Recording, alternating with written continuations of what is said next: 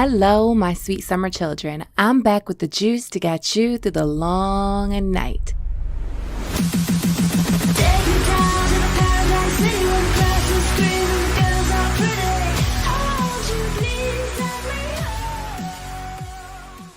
Your mics are going live, ladies, and we'll be on screen in 5, 4, 3, 2, 1, and it's all you. Hello, sweet summer children. Welcome back to another episode of DireWolfCity. You guys wanted Rickon Stark, so you guys are getting Rickon Stark. So Rickon Stark, like what's coming up with him in the Winds of Winter. So we'll be talking about Davos. We'll be talking about Rickon, Skagos, cannibalism, wildlings, OSHA, and unicorns. And fun fact, today is actually International Unicorn Day. And I don't know how you guys managed to do that, get us talking about Rickon on Unicorn Day, but I'm so glad that we are. I feel like it's iconic in so many ways. But I want to introduce the panel today. Alicia is not here with us. She is actually doing some important things right now, and she'll be back next week. But today we have Amanda. Amanda, would you like to tell the people who you are and where they can find you? Sure. My name is Amanda. I go by Crowfood's daughter. I do have a YouTube channel that I do videos sometimes. It's called The Disputed Lands. And you can also find me on Twitter at crowfood_SG. And thanks for having me. Awesome. Glad you could make it. And we also have Ara. Ara. Hi, everyone. I want to start out by saying RIP to a legend. We lost an icon today, DMX. So if you have a drink at home, take one out for him. I really appreciate it. But other than that, you can find me at IEDZebra on all platforms. I have water, but I'll take a sip for DMX. And we also have Nim. Nim, would you like to tell people who you are and where they can find you? Hi everyone, I am Nim. I run the Gray Area Discord server, and I also do all of the scheduling for the Obsidian Nights podcast. You can find me on Instagram and Twitter at NimShadow. Awesome. And I also want to shout out because the book club, the Discord book club has been up in the chat every week, like popping off. So shout out to the Discord book club. If you don't know what I'm talking about, I have a Discord and there's a book club in there and you can join. The link, one of the moderators will put the link in the chat. Also shout out to the moderators that are in here, and we're about to get right into the juice. And also guys, shout out to you, everybody in the chat. So the juice today is Rickon. So before we start talking about Rickon, I'm going to talk about season 8 a little bit. Or not just season 8, but just Game of Thrones, because Rickon didn't die in season 8, died in season 6. So Rickon is very important to the story, according to George. George said that when they first were doing Game of Thrones, that they called him, Dan and Dave, the writers for Game of Thrones, they called him and they were like asking about Rickon. And George said that he had important plans for Rickon, so they left him in. They left him in the books or in the show. And also George is saying that he has important plans for him. That's, that goes to show that there's going to be something more than him just like being Ramsay Bolton bait per se. But also another thing that George has said is that he's going to be doing some unicorns, an interesting take on unicorns. So before we getting into the juice, let's just go over where Rickon was and what we know he was. And before I do that, I'm going to just answer the super chat real quick. Thank you, John Lang, for the super chat. Really enjoying these streams. Just wanted to plug the book club. #Rickon should have zigzagged. Oh my, yes, he should have zigzagged. But according to Justin, it doesn't work if you zigzag. Is that right, Justin? Yeah. You want to get out of the line of fire as quickly as possible. It's kind of like just, armchair quarterbacking there. But yeah, maybe if but have it. I don't want you guys to hate me. So yeah, maybe you should have zigzagged. I say get out of the line of fire as quickly as possible. I And saw Apocalypto and zigzagging worked, so I'm just gonna throw that out there. Ace of maneuvers. and also, Justin is our off-screen producer. You may hear his voice cutting in every now and then, and he is the one that puts these streams together for me. And yeah, thank you, Justin. So moving on, where is Rickon in the book? So Rickon is what, 5 years old, right? 5-ish, yeah. Yeah. Little baby, feral. What do you call him, Ara? Your little feral? My little feral child. Yeah, little feral child. He is kind of wild and crazy. I would say his wolf is the most aggressive of all the wolves. Like Shaggy Dog is off the chain. Rickon also seems to have like prophetic dreams, like Bran, in a sense. But Rickon got separated from Bran when they left Winterfell. So when Bran left Winterfell, Osha took Rickon somewhere. We don't know where. We kind of know where. But Osha took Rickon, and Bran and Jojen and Mir and Hodor went their separate ways. A lot earlier than in the show. So in A Dance with Dragons, Davos goes to White Harbor to meet with Lord Manderley, and they want to meet Davos wants Lord Manderley to join Stannis. And Lord Manderley is like, yeah, I will, but first you have to do this for me. You have to go get Rickon Stark, because Lord Manderley, I believe, is a part of the Grand Northern Conspiracy to put a Stark back in Winterfell, and that specific Stark is Rickon. So I guess we'll go around the horn here. I want to ask this question. Do you think we'll ever get a Rickon Stark POV? Like, will we get a Rickon Stark POV in Winds? And I'll start with Ara. No, unless it's an epilogue or prologue, which I hope is not the case, because I don't want him to die. Yeah. What about you, Amanda? Oh, so I actually was thinking about that today, in fact.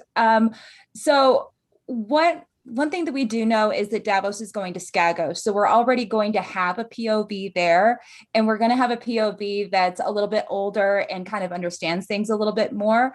So I don't necessarily think that there's going to be a need to have a Rickon POV, but I would really like to see one, and I would welcome it if we do end up getting one, because he's going to be a little bit older. George has said in the past that it just doesn't make sense to go into the mind of someone as young as Rickon, because he was like, 3 or 4 at the time that of Game of Thrones. They'll be a little bit older. And so, he may, it's possible, but with Davos already there, we already have a POV. So, Yeah, it is kind of redundant, but what do you think, Mandy? I don't think we'll get one either. I agree with Amanda. I think that Davos's POV will be more than sufficient. And George doesn't know how to write kids. He just doesn't. He's horrible at writing kids. So he always makes them seem more mature and older than they are. So they seem like these like savants, but they're just kids. And Rickon is so young that he would just maybe he's tried to write Rickon POV and just hasn't worked, but I definitely don't think we'll get one. No, I don't think so either, but I think seeing Rickon again through Davos is just as good, because Davos is a great POV. Like, he's one of the best POVs in all of the books.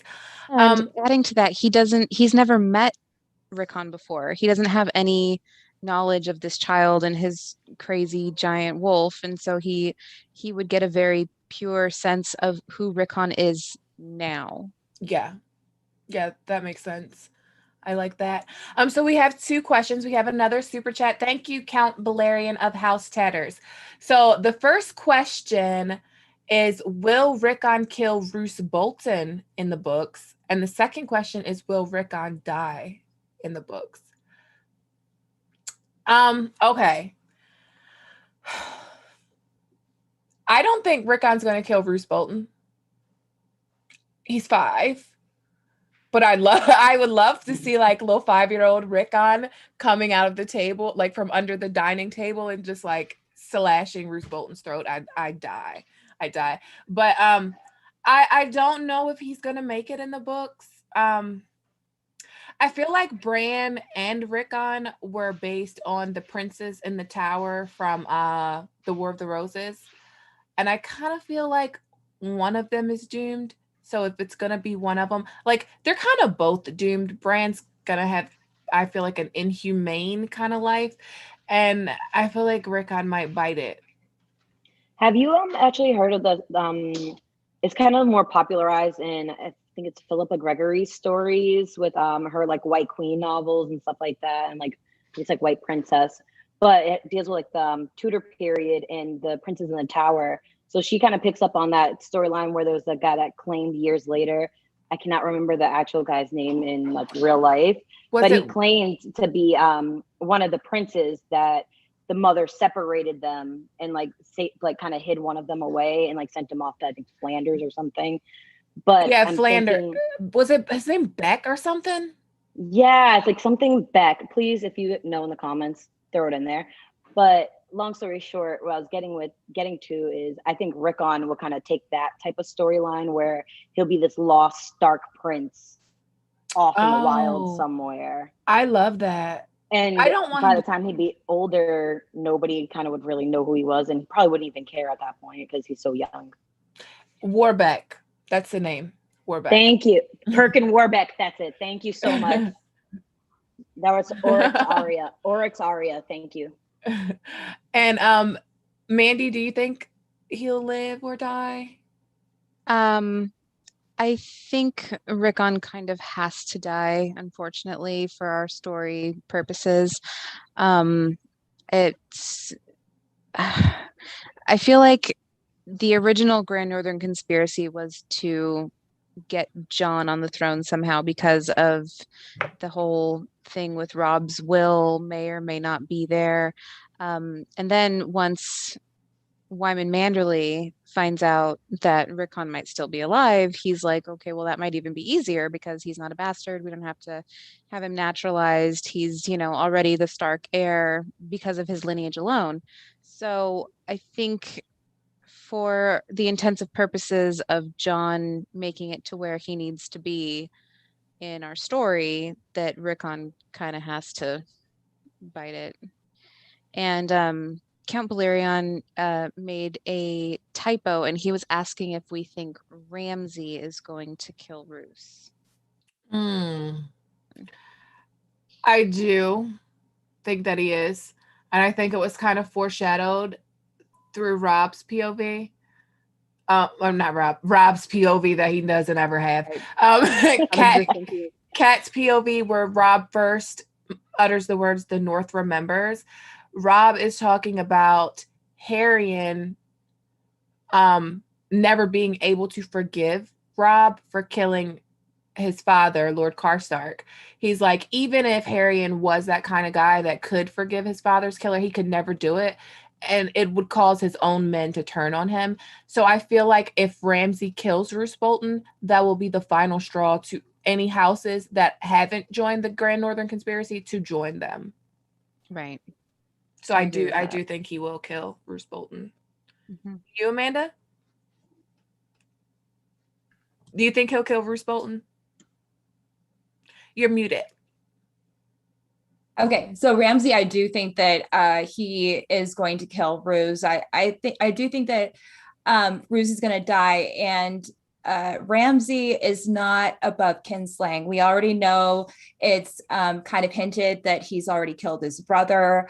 Ramsay would benefit from it. I don't see, and he's a psychopath. So I mean, if somebody's going to kill him, I think that, the show might have foreshadowed that. So, Yeah. I think 100% Ramsay's going to be the one to do it. Do you, Ara? Yeah, I just feel like, kind of like how Amanda said, he already killed the brother. So it's like, kinslaying's already been broken once. So what's the difference between a brother and a father at this point? Mm-hmm. And he's the type to want that power, and being like the only heir. I don't even think he's really going to hold Winterfell, but that's for another story. So what I want to talk about is Davos. So we know that Davos is going to Skagos, but like, how early on in wins I know it's kind of a hard question, but how early on in wins do you think that we get a Davos chapter? Because it's kind of like, there's so much going on in wins, so much that needs to happen, but I feel like Davos has to kind of go fairly early on in wins if Stannis is going to get, because Stannis is like outside the gates of Winterfell at this point. Like, he's like outside of Winterfell. So if he wants to get Wyman Manderley helping Stannis, then he needs to get Rickon and get back fast. So I feel like it might happen early on. What are your guys' thoughts on that? Oh, You're muted. Did it mute again? Sorry. I think we'll probably get a Davos chapter pretty quickly. He is in a position where time is kind of the essence here, like you said, because Stannis is like right at the gates. I think they're stuck in the snow just outside of Winterfell, right? But from Wyman Manderley's point of view, like, this needs to be done and it needs to be done now. So I think he would prioritize Davos leaving as quick as possible and getting there as quick as possible. So maybe even his second POV chapter, hopefully. Yeah. I'm hoping like real soon. I like a chapter for prep, and then he leaves. Yeah. And I can't fucking wait to see Skagos. Like, I'm sorry. It's so like alluring and mysterious that it's like one of those places that I thought we would never see. Like, I was very shocked to find out that Davos was going there when I first read Dance, because I feel like it's kind of like synonymous with like Valyria or Ashai, like these places that you don't expect to see in the books. Yeah, these fairy tale lands with unicorns and mountains and cannibals.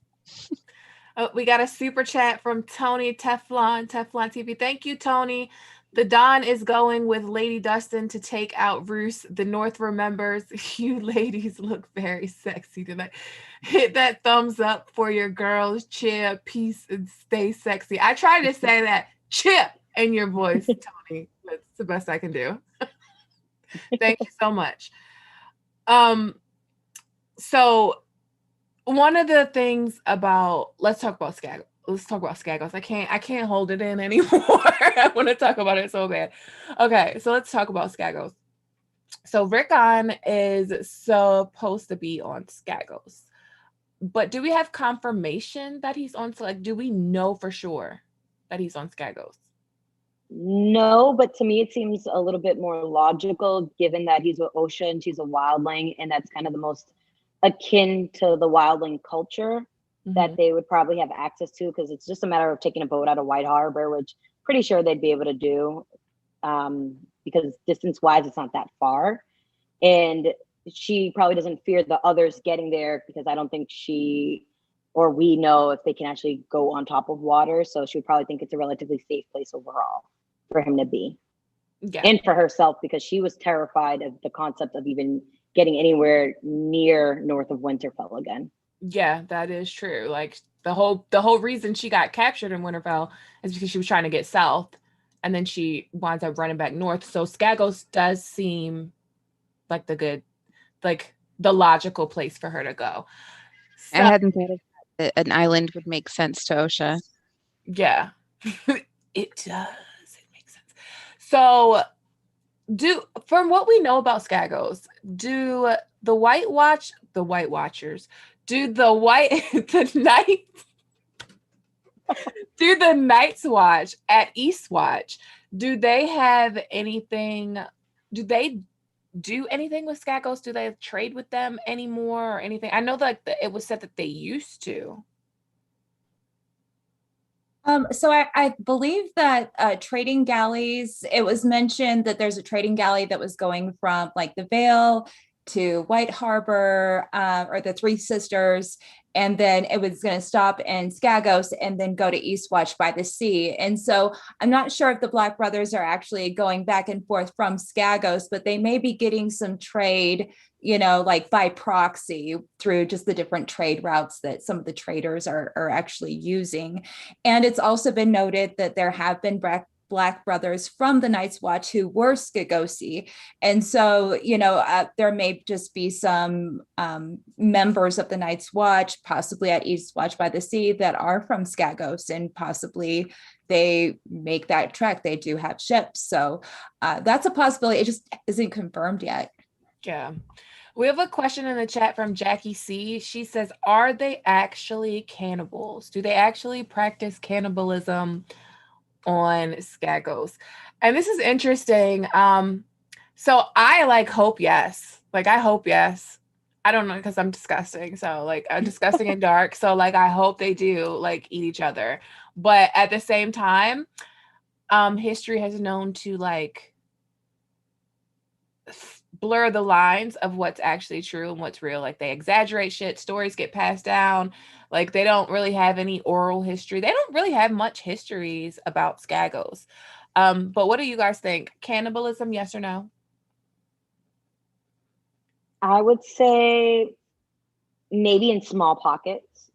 Kind of I'm probably confusing this with what happened on the show, because they made the Fens cannibals in the show, but I don't think they are in the books. Please correct me if I'm wrong, somewhere along that line. But they kind of make it seem south of the wall that all wildlings are cannibals, like in Old Nan's Tales, when she's telling them that pretty much they'll get eaten if they go north of the wall. I'll butcher the quote. My bad, guys.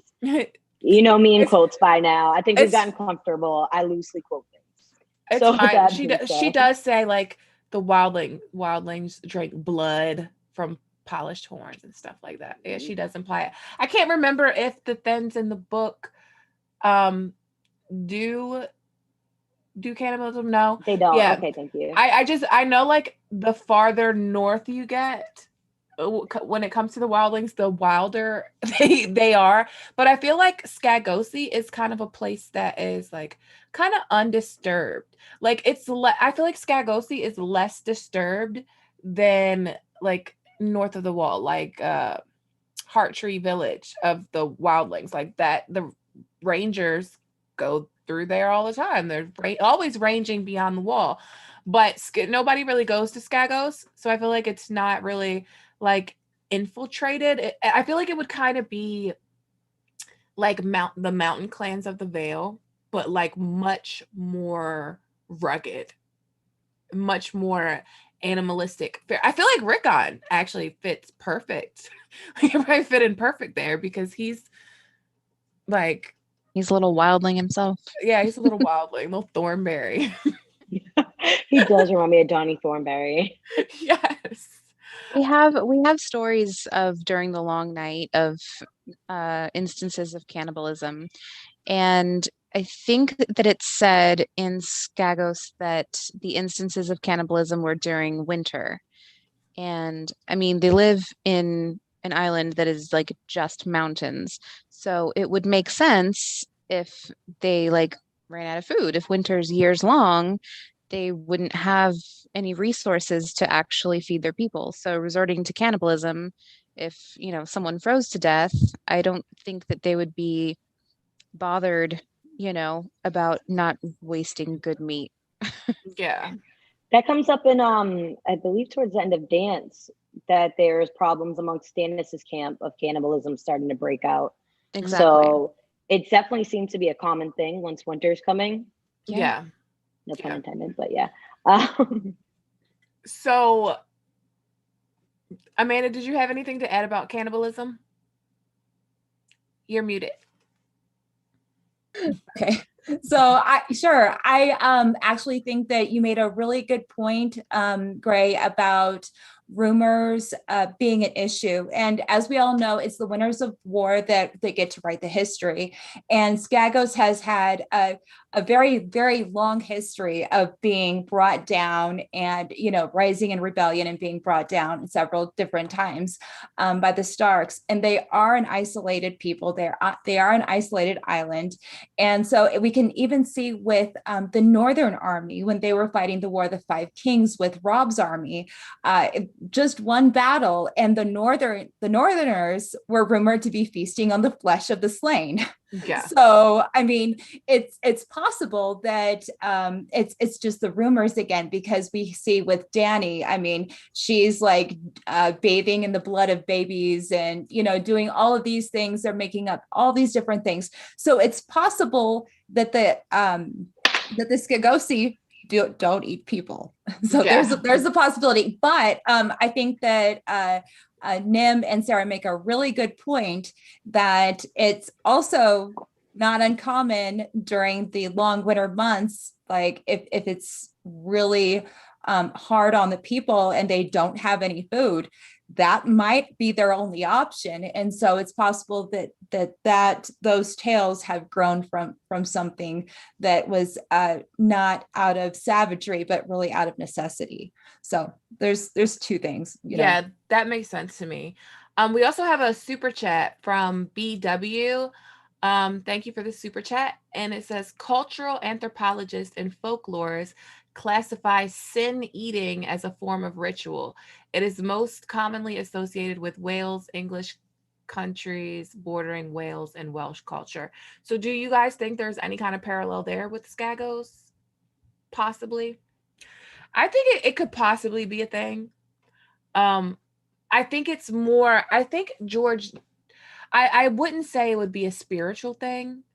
And I only say that because I would think that the Skagosi probably likely keep the old gods. Do they keep the old gods? They do. There's records of them making blood do. sacrifices to their rearwood trees. Yeah, so I could see them making blood sacrifices. I don't know about I could see them eating. I could see them eating other people, like when it needed to happen, like winter. Like, come on. These winters are lasting years and years and years, and they're in the far north where we know like old men just go out to go hunting and then just never come back. They're like, oh yeah, we're going to go hunting. And they know that they're not coming back. And they do that so they can be one less mouth to feed. So if you're starving and somebody's dead, yeah, you probably eat them. Or you purposefully lure them to death with their false lights and make the ships crash and sink on your shores. Like, hey, dinner's served. They're waste not, want not kind of people. It seems like they use the skins of their unicorns and they make pelts, and it's very typical of that kind of culture to be very what's the word I'm looking for? Very judicious with their supplies. And yeah, I don't think that they would be overly bothered about cannibalism. It just is, and they're called super wild for a reason, even though they are part of Westeros proper, because they, are bannermen kind of to the Starks. They're very much separate. And I think it was back in Brandon the Ninth who took away their ship privileges and said they weren't allowed to, come to Westeros proper and trade. And then shortly after that, I think was their rebellion, where they killed the next Lord of Winterfell, right? And that rebellion lasted for a few years. And then there was a marriage pact that kind of brought them back into the fold. But they still never had like a place in Westeros. Yeah.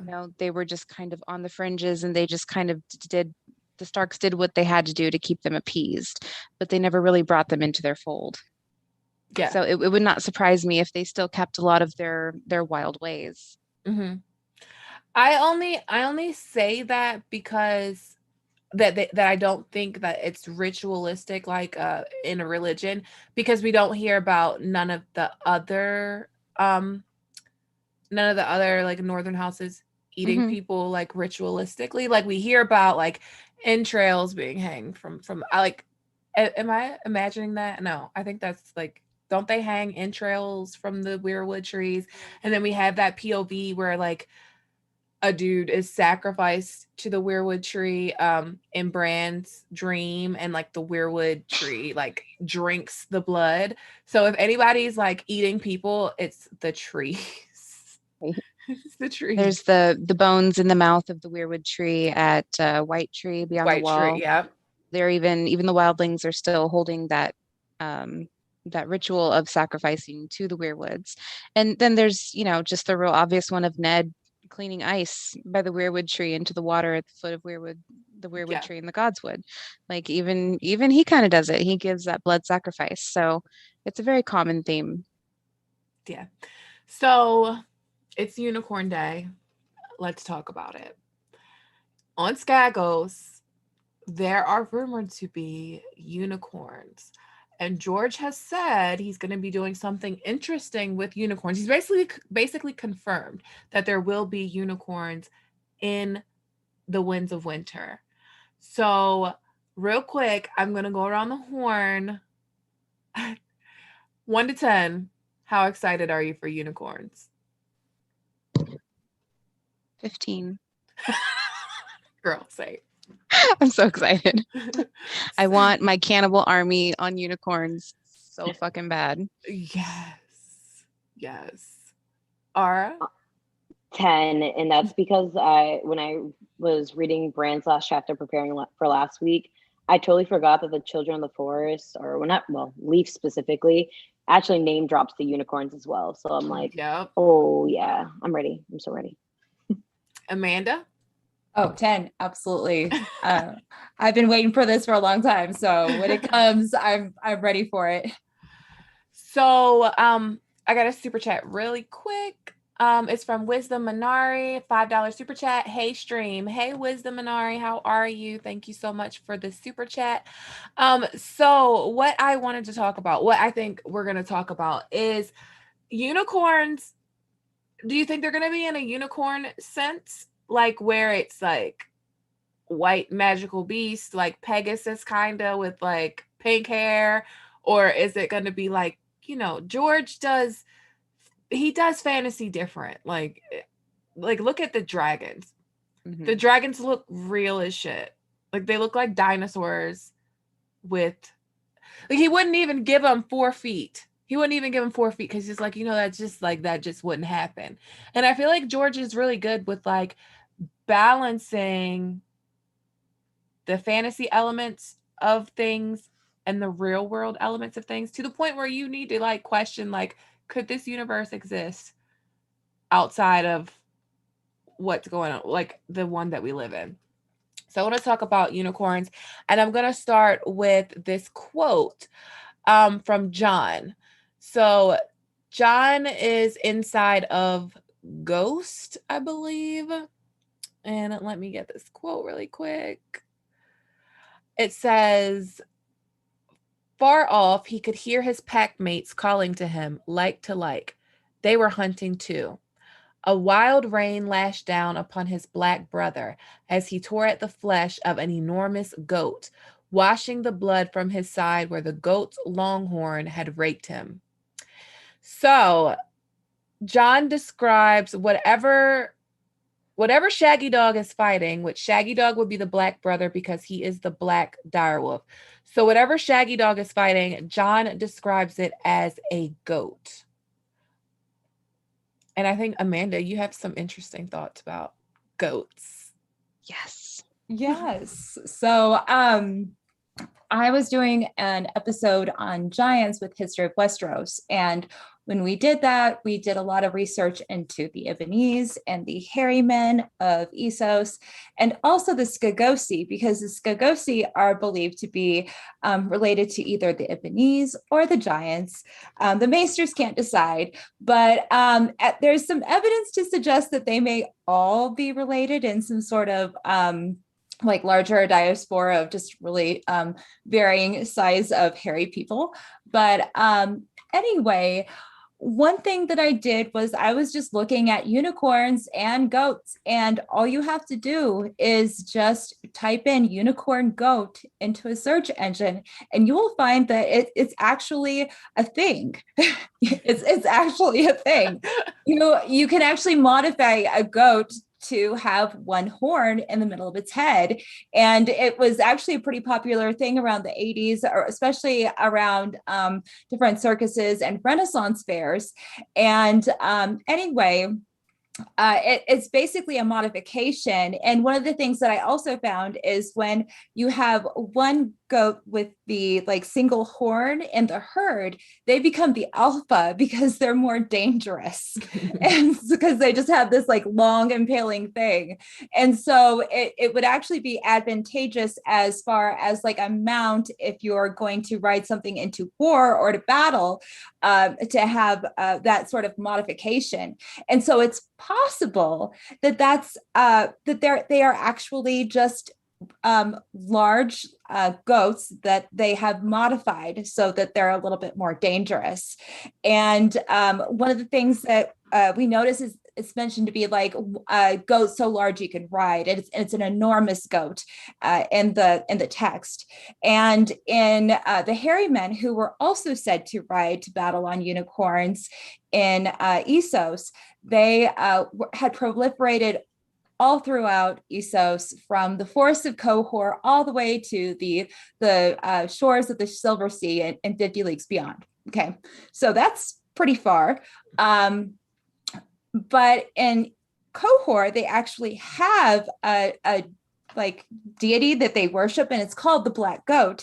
And when Arya sees it in the House of Black and White, it's said to be a shaggy goat as large as an aurochs, which would be about what, some massive hairy people might actually ride. So the black goat may actually be a memory of the mount of the hairy people, which is interesting because when you look at some of the conceptualizations of what Martin has done in his other religions, using a mount as something that you worship is something that you see with the Dothraki. So it's possible that they are actually just really huge goats, and they figured out a way to modify them to make them more dangerous. Yeah, I agree with all of that, and I love that. And so me and Amanda talked about this prior to the stream, and when she told me, I was like, wow, how interesting is it that George named a goat a unicorn and named a wolf a dog? Like, so Rickon's wolf is called Shaggy Dog, and everybody's like, oh, that's a stupid name. Like, that's such a stupid name. But is it stupid to call goats unicorns? Like, I feel like there's some kind of Easter egg there, maybe foreshadowing with that name. And we also have another super chat from, it's moving so fast. Let me get it back. From White Sergeant. Thank you for the super chat. The Shaggy Dog is a movie, 1959. A boy transforms into a shaggy Old English sheepdog. Is this GRRM's reference? Is Rickon's fate to stay in his wolf? Ooh, that's interesting. I never thought about Rickon staying in Shaggy Dog. Like, I think we've been getting a lot of questions like this on, I was about to say on Obsidian, on DireWolfCity. And it's like, I've thought about that for John. I've thought about that for Bran, but I've never thought about that for Rickon and even Arya. I think Arya, you had brought up possibly Arya having like a second life in Nymeria, and I've never thought about that. But like, somebody is gonna have a second life, because Varamir Sixskin's whole thing is basically foreshadowing that there's gonna be a second life. A trope. Shaggy dog trope. Yeah, Shaggy Dog trope is actually when and this kind of does sound like George in some ways. It's, a high level of build up and complicating action only to be resolved with anticlimax or ironic, subverting tropes and so forth. But almost all where direwolf names kind of coincide with that. Like a Shaggy Dog story, that's what you're referencing? Yes. Is a story that really goes nowhere, right? Yeah, with a lot of build up. Yeah. I don't think that's the case. Like I did used to subscribe to that theory, but because George says there's something important he's planning to do with Rickon, I feel like there's more to it than just a shaggy dog story. But I feel like Rickon would be the best to live in his wolf because he's so feral. Like he's feral like a wolf. And like a lot of people think that when Jon Snow comes back from the dead, because he's going to spend some time in Ghost, that Jon is going to be feral, like a feral man, like a wolf man. I'm here for it. I think, yeah, he might have like a little bit more of a touch of the wolf's blood in Jon. But I was going to say, actually, I think if any of their wolves outlive them, I think all of them have obviously besides Sansa, but I think all of them have the capacity to live a second life in their wolf, because it seems like they say it like in Bran's chapter, like your soul kind of leaves like an imprint on the animal you've warged into, where they've all are proven wargs. I think it kind of, again, if their wolves outlive them, they will have that second life in some capacity. Yeah, I agree with that. Yeah. If Rickon dies, I would like for Shaggy to survive so that he could live on. You know, I don't really want to watch a kid die, but if I do have to, I would like for them to be like a plan B for him would be nice. Do you know how heartbroken I was when the Umbers put Shaggy Dog's head on the table in season 6? Like, I was in literal tears. Yes. I cried. I'm sensitive though, but I cried. I love dogs. I hate seeing that. I was like, what? Why would? And not only that, but it's like, I just hate the way they disrespected the direwolves in general on that show, but that's a totally different tangent but just to lay his head like that, it was just got under my skin. Like, how dare you disrespect Shaggy Dog? Like, and Summer, like when Summer died, and he just did all the wolves dirty. Like, yeah, they were done so dirty. But yeah, when like I was like what Adrian's saying, hashtag fuck the Umbers. Yeah, that was my whole thing. Like when Tormund killed him in the Battle of the Bastards, I was like, get him, Tormund, fuck him up. Like he like bit his face off. He just bit his face off. So Rickon being so young, do you think that when, first of all, okay, this is what I want to talk about. No, us knowing how Rickon is like really wild and kind of unruly, like hard to control. What do you think Wyman Manderley is going to think of Rickon when he meets him for the first time? And keep in mind, he's probably more wild now since he's been living amongst the Skagosi. So kind of like what I said earlier, I don't think he is going to meet him, just because we've already seen Davos is really into protecting children. And I think Osha could kind of convince him, like, this child is too young to be playing a pawn in this people's game. Like, that's all he's going to be. He's 5 at most, 6 tops. Like, what can he actually do besides just sit here as a piece in these people's game? And where he already protected Edric Storm from being sacrificed by Stannis, and I could see him doing that again, like saving Rickon from that fate of pretty much, like, I feel like if he leaves Skagos, he's doomed. Mm-hmm. So like, if he makes it back to mainland Westeros, I think he's dying.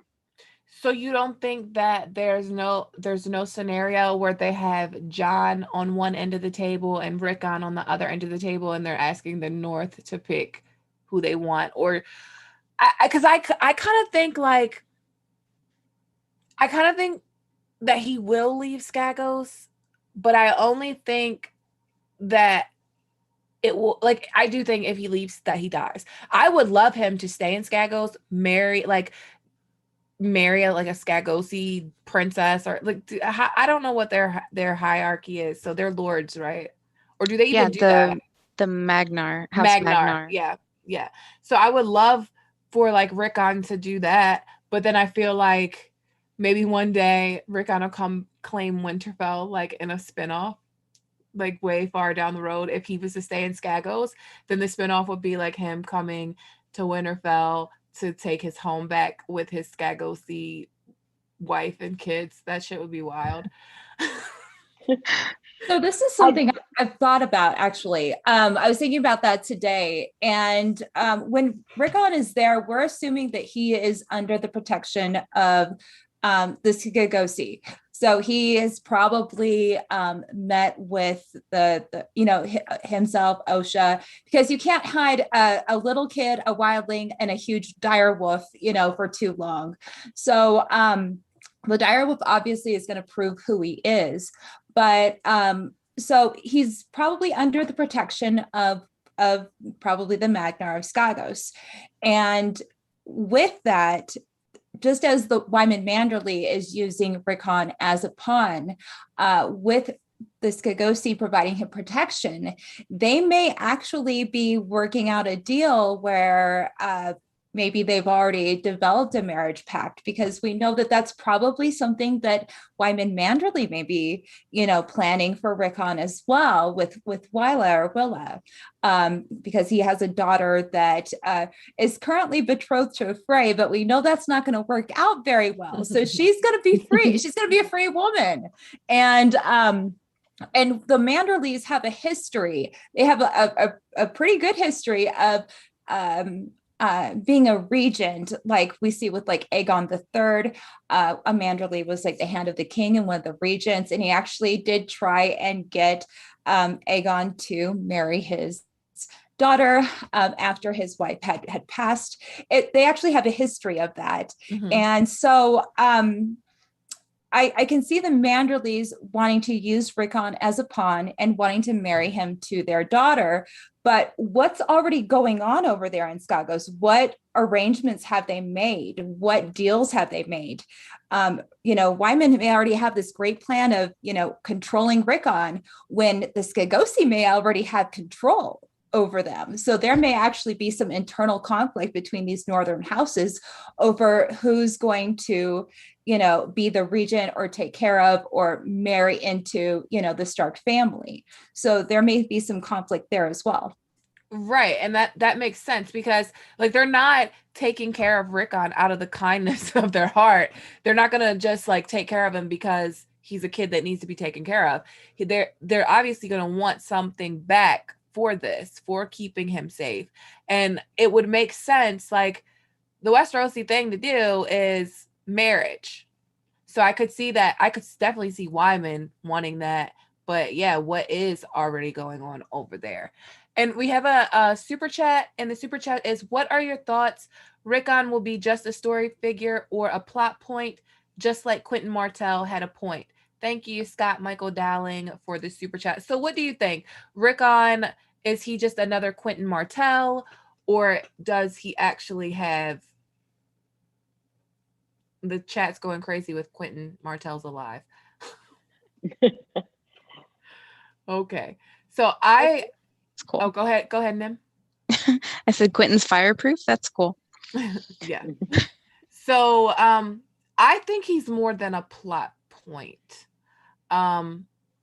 Because George has said, like, he's got this important story for Rickon.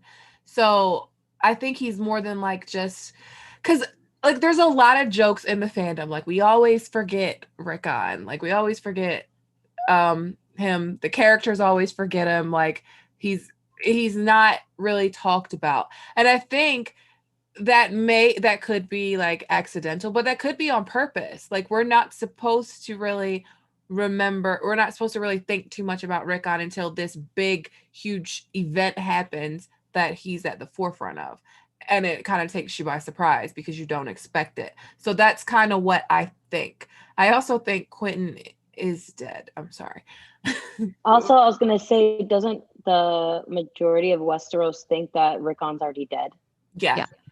So why? And not that, who's talking about a 4-year-old? Let's be honest. Like, right. It would make sense for him not to be brought up unless it is like one of his family members' POVs. Mm-hmm. True. And even then, after they get news of his quote unquote death, then they kind of like just, he had to mention in passing at that, but nothing major. Mm-hmm. Yeah. Any additional thoughts? Yeah, I think that, first of all, Quentin is dead. I don't know in what scenario he could be alive, but we'll get to that in our Essos video. I think that I don't think any of the Starks would be like dead end stories. Like they start out as like our main characters. We know the ins and out of all of the Starks. And for one of them to just be like, oh, he's a placeholder because he's young, like it doesn't feel right. With how well we know all of the other Starks. Like we know Robb the least next to Rickon because he's the only one that doesn't get a POV chapter. Again, aside from Rickon. But well, I mean, he didn't get a POV and he died, so maybe I don't know. Who knows? Maybe he'll just eat it too. But I agree with you. I think George wouldn't have said that they have something planned for Rickon and then not have some kind of payout. I mean, even Robb had payouts. You know, Yeah. he was like a very talented, you know, strategist and won all of his battles, and he had a great storyline, and we still don't have anything like that for Rickon. So I think some kind of payout. We need something here. Even after Robb's death, like this whole Northern conspiracy thing, right. It's based on Robb's death. It's not necessarily like these people don't all want to avenge Robb, but they want to avenge the Red Wedding. But I think we had another super chat. Yeah, one just came in. For Mod Mary, thank you, Mod Mary, for the super chat. How much do you think the 5-year gap has impacted Rickon's original storyline? Love you all, love you more. So the 5-year gap. If you guys don't know what that is, there was supposed to be a 5-year gap between books that actually George spent a lot of time on, and then it didn't happen. I'm not sure that it affected the original story that he had. I mean, that would have put Rickon at 10 years old, which would have been like what Arya's age. But I'm not sure that it affected the story. I do know, like in George's original outline, which so much has changed from that original outline, I don't think Rickon was supposed to survive initially. Was he? It was. He's not one of the main characters that are mentioned. I think there's like 5 or 4 or 5. But he's not one of the main characters that are mentioned. So it's kind of like assumed that all the other characters are either going to be dead or just not important. So we're going to assume with the original outline that Rickon was either one of those, but but we can only take the original outline with a grain of salt. So it's kind of hard to kind of say, Yeah. A huge grain of salt. We also have another super chat from Didelphi Morphia. Thank you for the super chat. Thanks, Gray. Awesome stream. Love you all, ladies. Amanda, I am a huge fan. I am a huge fan of Amanda as well. Guys, if you have not checked out her channel, check out the Disputed Lands. Like, Amanda, you convinced me that Sir Duncan the Tall is a strong. Like, straight up. I'm convinced. There's no going back on it. He's a strong now. Like, it just is what it is. But now. Huh? It's officially canon now. Yeah, it's officially canon in my head now. So I don't think there was much of a impact. Do you guys think the 5-year gap impacted the story? Ara? Nim? Honestly, in the sense of like Rickon would be like kind of a little just a bit older, more mature, easier to work with than 5-year. I'm not sure you guys' experience with like 5-year-olds. No. Yeah, no. But I actually wanted to finish that, and I had a quick point someone brought up from the chat. If anybody else has anything to say about the gap. Okay.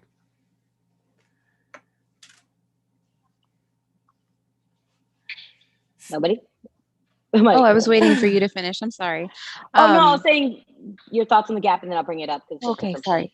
I feel like stuff moves so fast in Westeros, and so much happens so quickly that a 5-year gap would have been really difficult to accomplish. And I think that that's probably why they decided against it, or he, let that idea go, because so much happened so quickly. I mean, just from the beginning of our story until now has been what, maybe 3 years?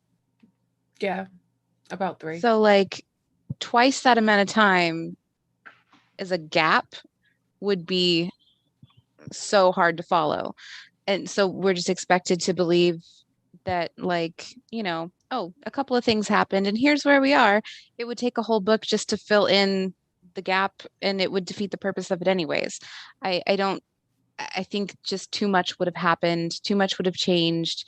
And if it hadn't changed, it would be hard to explain why it hadn't changed when everything else was moving so quickly, why everything stagnated for so long. Yeah. So I think just too much would have gone on and it would have been too difficult. Yeah. I don't like the 5-year gap myself. I don't either. So I also think that Maud Mary actually has a channel. Maud Mary, are you the one that sent me the War of the Roses videos? If so, feel free to link your channel in the chat so you guys can check her out. So we're in between this place where we don't think Rickon's, like, Ara doesn't think Rickon's gonna leave Skagos. I do think he's gonna leave Skagos. Possibly. I don't want him to, though. Like, not gonna lie, don't want him to. So reunions, possible reunions with his siblings. Will he even remember them? He was 3 the last time he saw Bran. We don't really hear much about his relationship with Arya or Sansa or Rob or John. And like Arya kind of refers to him as the baby. Yeah, she just calls him the baby. Yeah, she kind of refers to him as the baby. So I kind of wonder what those relationships, like what those reunions would look like. I feel like they wouldn't really be emotional. Like I maybe it would be emotional for them, for them to see their baby brother, but I wonder what it would be like for Rickon, because Rickon is so... I think he'd be angry. Like, he felt forgotten. Mm-hmm.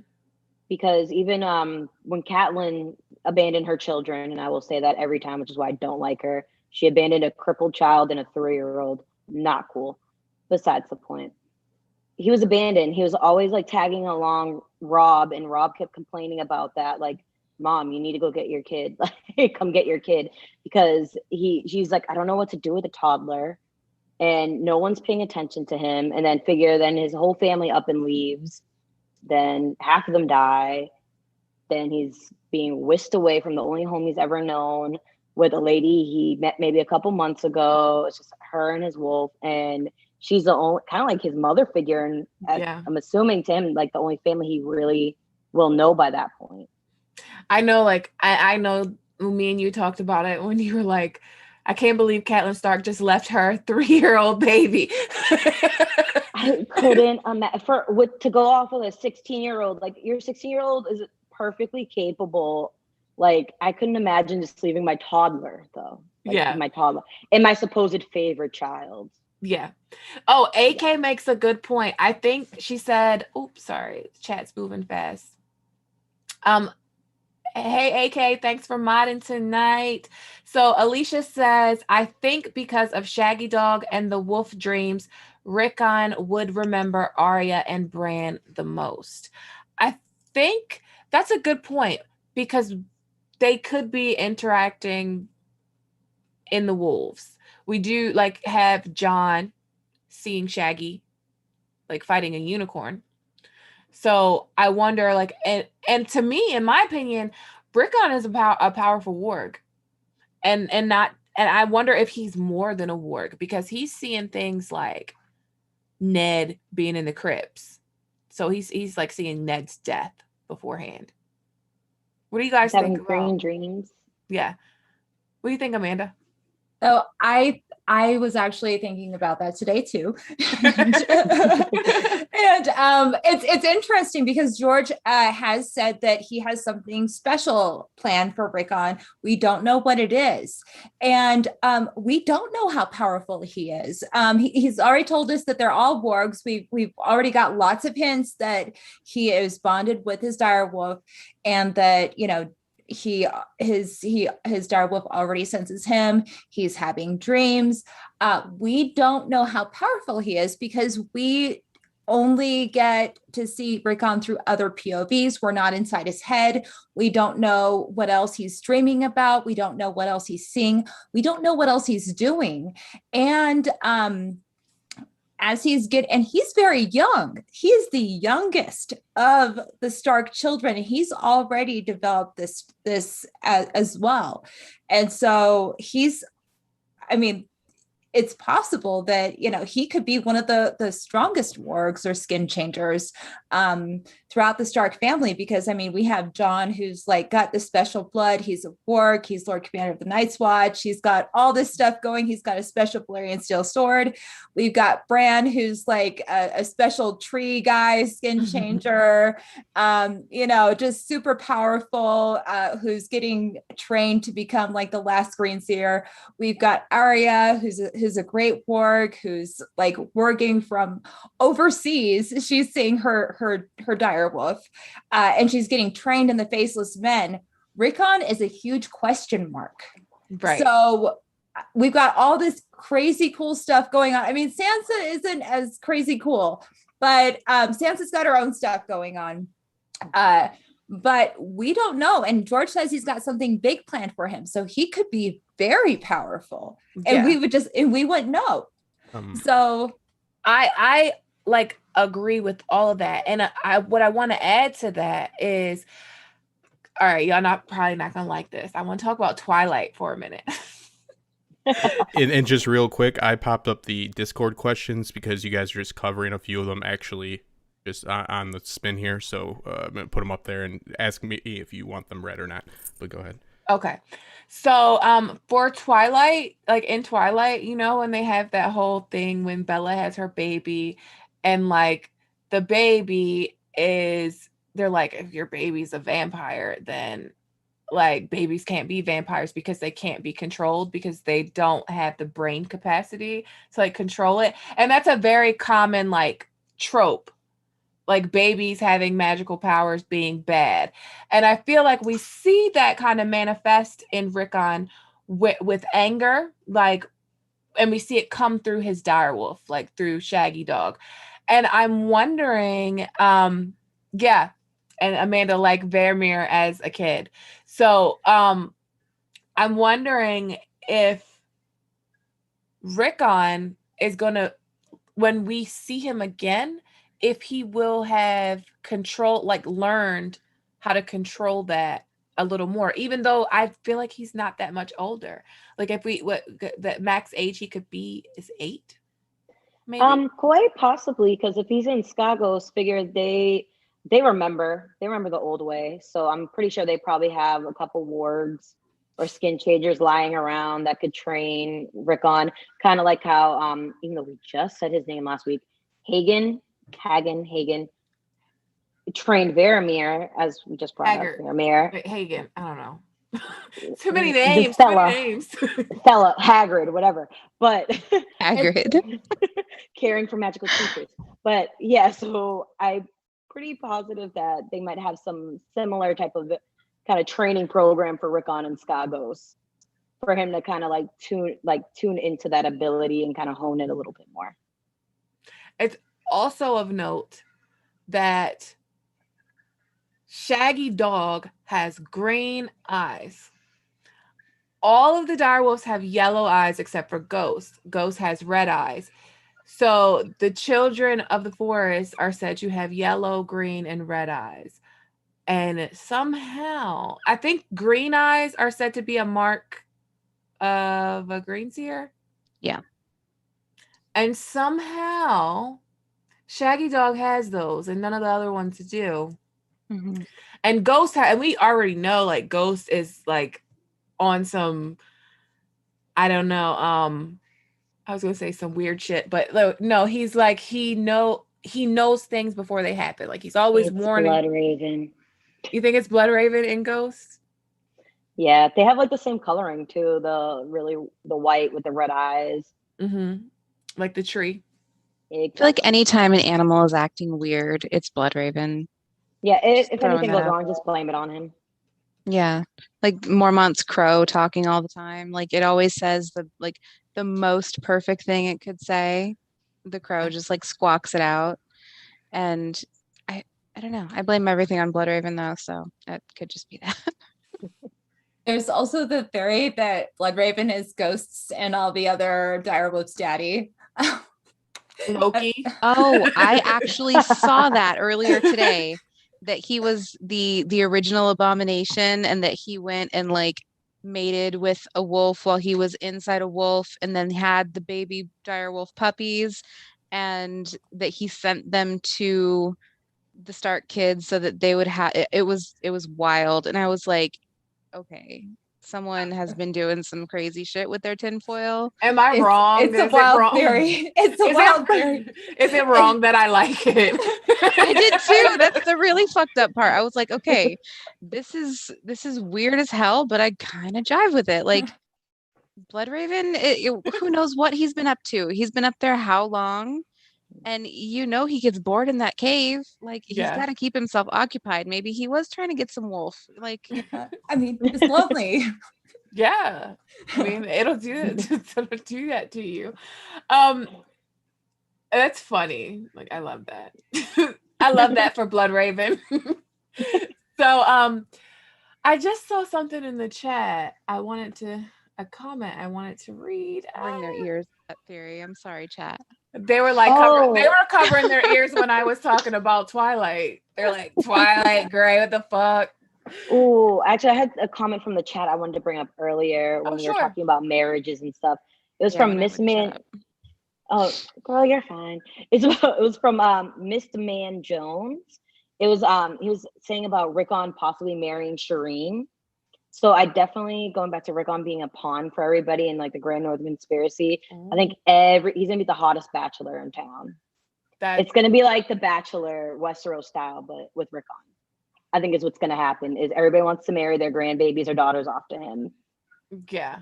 That's gonna make a really interesting political situation. Yeah, very much so. The political situation is already interesting. So when you add that on top of it, like, yeah, Shireen needs a man. She's a princess. Her father's supposed to be the next king of the Seven Kingdoms. So, and then Wyman Manderley has Frey-pied some people. Not Frey-pied, rat cook-pied some people. So his daughter is gonna be a bachelorette. And then whatever's going on in Skagos, there's a lot. It's gonna make the Grand Northern Conspiracy political situation even more hectic when you add that. So that's a very good point. So one of the questions in the chat was, do you ever think we'll get Winds of Winter? I just want to address it. I do think that we're gonna get Winds of Winter. Like, I do. And I think it's going to be next year. I think it's going to be around the same time House of the Dragon comes out. And I say this because we got Dance of Dragons around the time of season 1 of Game of Thrones, I believe. Didn't it come out like right before? Yeah. A year before? So that would put us this year, if he likes to, I don't think we're going to get it winter. I don't either. I think just in time for Christmas to do our Christmas shopping and buy like 20 copies and give them to everybody we know. Oh yeah, everybody's getting a copy of Winds from me, even if they don't read. If they don't fucking read it, they're gonna get one. I guess you're gonna read it now. I'll buy everybody a Dream of Spring. Everybody, just everybody. You can hold it to me. What the hell by then, Justin? What do you don't think we're gonna get Dream of Spring, Justin? I didn't have my mic so everybody could hear me on that part, but no, I do. I think we're getting it. Yes. No, and I'm buying everybody one. On me. So you guys can't hear, but sometimes he talks in my ear to like keep me focused and getting super chats. and answering the questions. And he just said he doesn't think Dream of Spring is coming out, and like bad vibes, Justin. Bad vibes. Well, also, Bad I could just not be around. And that's, let's face it, that's not the worst thing in the world. All right, but move on. Yeah, sorry. Yeah. I got you. Do you girls think the Starks will side with someone in the second Dance of Dragons? The Starks, like in this, are you calling this the Dance of Dragons? I would assume that would be Danny versus Aegon if they're opposing each other. I think they'll side with Danny. I think it's heavily foreshadowed that Jon and Danny are going to be a thing. Heavily foreshadowed. So, okay. Let's say Rickon comes back and he's made Lord of Winterfell. But then Jon, because when we talked about Jon before, which we talked in private, but when we talked about Jon before, I think some of us thought that Jon was going to be like in Ghost for a while before he emerged from Ghost. So let's say that Rickon is made Lord of Winterfell.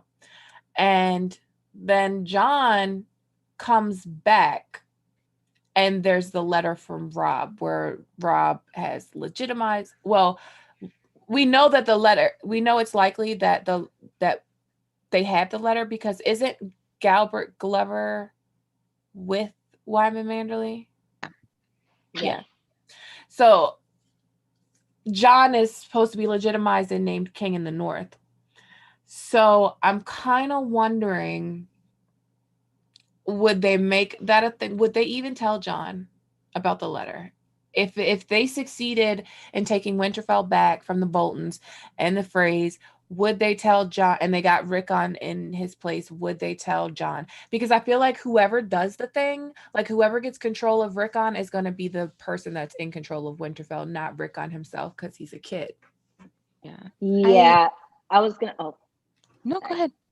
I was going to say with that, I don't believe they're going to tell Jon because they're going to want kind of like the regency, if you will. But what I think would happen if Jon does show up, Jon will have enough support to become that regent instead for Rickon, and because I think they'll push for it as him being, even if he's not legitimized, he's widely recognized as a son of Ned Stark. He has a resume to prove that he's responsible with leadership as he was a Lord Commander of the Night's Watch before that. So I feel like it'd be an easy vie for him for like getting the regency, like control over it. And a lot of people probably feel more comfortable with him being Rickon's brother rather than somebody that may possibly like their child married Rickon. Like it's an actual Stark being the Stark of Winterfell. Does that make sense? No, that makes total sense. And I could see Jon Snow like just busting up in Winterfell Hall, all feral and shit, like having a whole Rickon Stark, the Hour of the Wolf moment. Like I'm gonna take, like, I'm taking over here. You guys are done up here. This is my little brother taking over. I would love that. There was a question in the chat. Oh, did you guys want to answer that question, Nim? I don't know how Jon will react. I think he's going to be very different once he wakes up. Like Ara said earlier, that he's going to be in Ghost and he's going to come back a little feral himself. So I don't know that he would have the aspirations or the want to take the seat, even if it was given to him. I mean, he would pass up his chance to say his favorite line, "I don't want it." Like he wouldn't do that. You know what I mean? That's his shit right there. So I think that even if it was handed to him, which I agree with Ara there too, that they would want to keep a hold on Rickon, so they probably would not bring his legitimacy to anyone's attention. They would just say, no, yeah, that we can just sweep this under the rug and we have control of the North as regents and everything's fine. And who would be able to tell him otherwise, you know, except for Galbart Glover. And if he's made part of the inner circle, he would have reason not to. And like you said, Gray, the politics is going to be a huge play in the North. Yeah. But I don't I don't think he would want it even if it was presented to him, and I don't think it will be presented to him, so I guess no. Yeah, I don't think he's going to want it. I think it's going to be one of those things where he's going to have to take it. I do think he will be king in the north. What do you think, Amanda? What are your thoughts on this about Jon? Yeah, so I think that this is a really multifaceted situation. So Rob's will was coming from the Riverlands, right? And it was going up to the north. So we know that it has to get through Howland Reed, and that Howland Reed is going to have access to this will as well. And they actually tell them to, like, get in touch with Howland Reed. So there's a chance that Howland Reed has knowledge of this will. We also know that Howland Reed probably has knowledge of Jon's parentage as well. So what's going to be the more important thing that's going to get up to Jon? And at what point is his parentage going to be revealed to him? And is that going to be a factor when we're talking about his, his rights to Winterfell and everything else? So I think that that's a big factor as well that we need to take into consideration, is at what point is his parentage going to be revealed? Yeah. Now, with that being said, there's another thing that's kind of in the way, and though that's his oath that, but we do see that there in the show, there is kind of a way to get around it. It says that, he will, it's like, you're in the Night's Watch until your death. Jon is going to, he's dead. So, that's an out as far as that goes. But is this something that Jon wants? This might be the I don't want it moment if it's offered to him. And secondly, if Rickon has already, I guess, gained control of this, is Jon going to want to take that away from Rickon, knowing that Rickon is actually a true-born son and would normally by rights be the next one in succession? Mm-hmm. Is Jon going to say, "Oh no, Rickon, do you see this will?" Yeah. Like, is he going to do that? So there's going to be a lot of things going into consideration. But if he does abstain from the Night's Watch, and Rickon has been brought up as the Lord of Winterfell, and the Warden of the North or the King of the North, knowing that there's a lot of people that want control of Rickon and possibly for their own agendas, Jon may actually be in the fray trying to gain control of Rickon in in a more brotherly, less selfish kind of a way. Mm-hmm. So that's an aspect too. So there's a lot of things that could happen, a lot of things that could go on. So it's kind of up in the air. I'm really interested to see how George wants to, have that play out. I like it more as Jon being like more protective of Rickon than actually Jon being like, hey, here, look, this will says, because we know that it's already been like Winterfell has already been offered to Jon by Stannis. Now, if Jon knew that the Night's Watch was going to kill him, he might have reconsidered that, but he didn't take it.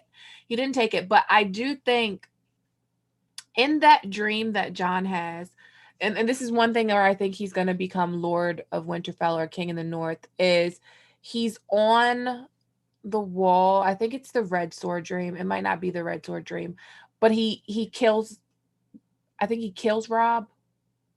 That's the Red Sword dream. Yeah, that's the Red Sword dream. Yeah, so he kills Robb. And I feel like him killing Robb is kind of, to me, foreshadowing that he's going to take Robb's place and fill Robb's shoes as to what Robb was to the story, which was Lord of Winterfell and eventually King in the North. But I do feel like it won't be because he wants it. It'll be because like he really doesn't have a choice but to do it, to bring the northern houses together to fight the real threat. And all that being said, I think that's why Rickon's going to die. Oh, that too. I was going to say, when we're talking about the protective thing, it kind of parallels Ned with wanting to protect Robert. He didn't want to be handed the king at all. He wanted to just stay in Winterfell, but he felt he needed to do it. He didn't want to do it, but he felt responsible because he needed to be there to protect his brother. So I think with Jon, he's not going to want it at all. He's not the type to seek power, kind of just gets brought to him. So I think for him, it's going to parallel his father figure, that he's going to want to protect his brother and feel obligated and honor bound to protect Rickon as best as he can. I love that parallel. And we also have a $20 super chat from James Straight, and he just says shout out. Thank you, James. Shout out to you. If you want to ask a question, you can just put it in the chat. And before we move on, there was a very funny comment in chat that said Jon was the reigning champion of Not It. Bubblegum in a dish. How many pieces do you wish? Oh, love it. So I wanted to talk again about Rickon's green site or wolf dreams, whatever it is. Do you think in wildling culture, and I consider, even though the Skagoses aren't wildlings, I mean, like, they are, but they aren't, but they are. So I consider them wildlings, and I consider them to be more, I consider them to actually know what wargs are, and not to be like Maester Lewin, where it's like, oh, this doesn't exist, this isn't real, nothing this Jojen kid is telling you is real. So I feel like, do you think that they are aware, like the Skagosi are aware of what Rickon is, and possibly helping him get control over that? That was a point that I had meant to bring up earlier, and I got sidetracked on some other random thought. But I think that there probably is quite a few wargs on Skagos. They are, of the right, they're in the right area. They have the blood of the first men. They are, there's got to be someone there, it's a numbers game where it's like 1 out of every 1,000, and then 1 out of every 1,000 of them, or something like that has the green sight and the warging abilities. So you would think that there would be wargs somewhere on Skagos, and I think that they are probably, if they have agreed to help Rickon and don't have him in some kind of like cage and get ready to fatten him up to boil him and eat him, that they're trying to help him hone his abilities so that he can be of some use to his cause. Or I don't know. I feel like someone on that whole island has got to be like, let's throw this kid a bone and maybe help him out a little bit. He's had a rough time. But yes, I think there are wargs, and I think that they would be trying to help him once they recognize the kind of power that he has. Because he is one of the stronger wargs that we've seen. He's got a latent ability at 3 and 4 years old that is already strong enough to see across Westeros into King's Landing. So there's something there, and I think that the wargs on Skagos will see that. Yeah, I think it'll be similar to like how they mentioned a few times with Jon, when some of the wildlings see him with ghosts, they mark him, like they're like, oh, that is definitely a warg.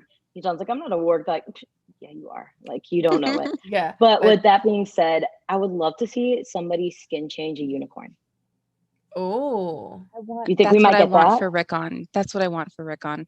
I think that Shaggy Dog and a unicorn. If he does come back, like we know that people can warg multiple animals. We got that information for a reason. We got that horrible Varamir Sixskins chapter for a reason. We have all of this information for a reason, and maybe that reason is poor little think he's forgotten Rickon, and he's not forgotten. He's just not ready yet. Very least warg into a mutated goat. In which Amanda described earlier, which I find fascinating. I'm totally on. Yeah, me too. Sold. I was like, if you haven't watched, so Amanda did a video or podcast with Aziz, and it was about giants. Well, it was about all kinds of stuff, but you guys pick up on the most minute, like the details, like from the giant's teeth, where you were like talking about the giant's teeth and the giants likely not eating people because the shape of I was like, yes, This is it, queen. So yes, check that out. I will, when the stream is over, I will put all the videos that I've mentioned in this video in the description box. Amanda, did you have anything you wanted to add to the last topic? No. You're good. Okay. So it about Rickon, the Skagos possibly training Rickon. Oh, somebody said Rickon 6 skins. Rickon 6 skins in chat. I would I'm not gonna lie, I would love that. Right? I would love that. Alicia Kingston said, "Let it be known, aka Tinfoil, Arya is already 6 skins come again." That is true. We do see her getting into the cat. Yeah. And obviously Nymeria. Mm-hmm. But if Rickon could work a goat-corn, imagine him on a goat-corn with Shaggy Dog right next to him. I'd love it. Yeah, it's headcanon. It's headcanon. Goat-corn matching. Or it's happening. Yeah. Or imagine him leading an entire army. We don't know what kind of deals he's striking with this Skagosi. It might not just be Rickon that comes back to Winterfell. It could be an entire Skagosi army, mounted on unicorns. Army. That's what if been he dreaming of. was okay, I'll betroth to your daughter, and she'll be, we'll have this situation. But you're going to have to give me your army. And so we could have an entire army of mounted, hairy, savage warriors on unicorns coming up in Winds of Winter, kicking ass and taking names. It could happen. Somebody in the chat said, you just said go to corn. So go to corn is a thing. # go to corn. Yeah, what do you think they sound like? I'd like to hear somebody do an impression if they could. Send it in, some audio on that. What a go to corn sounds like. But what Amanda was saying, could you imagine the Battle of Bastards on TV? Instead of the Veil soldiers, just Rickon coming in with Shaggy Dog and all these go to corns everywhere. It makes more sense because it's closer. Yeah. And more easily accessible for the Skagos to get there, and they're more used to traveling during the winter. Mm-hmm. Yeah, I feel now I need that to happen. So. Yeah, I kind of need that to happen too. Yeah, if it doesn't happen, I'm going to be disappointed. I feel you don't build up these certain characters, these certain animals, you don't build them up to not show them. He did all this build up for giants, and then we finally see them, and then we have these build-ups for unicorns, where to the point he's talking about it in interviews, I have something really special coming about unicorns, I'm bringing in a real interesting twist on unicorns. And he said unicorns about, I want to say in a few Nada blogs. Mm-hmm. The last one, I think, and unicorns was his last, his little sign off. So I feel it's pretty big, and I'm glad, not for nothing, I'm glad that he's doing go to corns and not Pegasus type unicorns with pink hair and wings. They were the sparkly, like you said, pink haired Pegasus winged unicorns. Go to corns are perfect for this world. They're dark and they're real and they're kind of grungy, and they just kind of fit in with everything else we have going on. And like Amanda said, the rest of the symbolism throughout the rest of Planetos with the goats is perfect. It's the perfect setup for this payoff, and I can't wait. I need him. AK said, if Arya has a wolf pack with Nymeria, Rickon can have a unicorn, goat, rhino herd with Shaggy Dog, with both of them bringing multiple animals. So I love that. I love that needed to happen. And I also need ice spiders to happen. There's going to be so much. This is going to Oh my goodness. Just picture it now. You have ice spiders on one side, and on the other side, you have dragons, unicorns, aka goaticorns, direwolves, a wolf pack. Yeah, I need this. I just thought of even if Rickon does die, like we talked about, and he has a second life in Shaggy Dog, him joining Nymeria's pack would be almost perfect. like Nymeria has that very free spirit like Arya does, and Rickon has got that wild, can't be tamed, doesn't want to be tied down to anything kind of spirit. And I think they would go really well together. And I kind of actually love that idea now that I'm talking about it. What if that's the bittersweet ending? Yeah, like That they die, but all the of the siblings are Stark children together. don't die, but they live again. Like they die, oh, so bitter, but the sweet part is they live again. Wolves are all The together. wolf pack survives With true freedom, because like a lot of their story is very, all of their story is very traumatic. Very traumatic. And then to actually like just to be wild and free, which Arya, Rickon, and Jon all want to be anyway. Like they don't want to. That would be so bittersweet. I love that. Now I'm more interested in seeing the reunion with the Direwolves than the actual kids. Now that I'm thinking about it, because I'm just like imagining Nymeria and Shaggy Dog running up to each other and like, oh my gosh, it'd be so cute. When they brought Lady's body back to Winterfell and they were like stalking around and howling, that was so sad. Like I would literally die for these direwolves. Like no cap. Like I'll die for them. Y'all already know. Y'all already know how I am about ghosts. So yeah. But so we're gonna wrap this down. Go ahead and ask your questions, your Rickon questions. Did you guys have anything that you wanted to add that you think we missed talking about?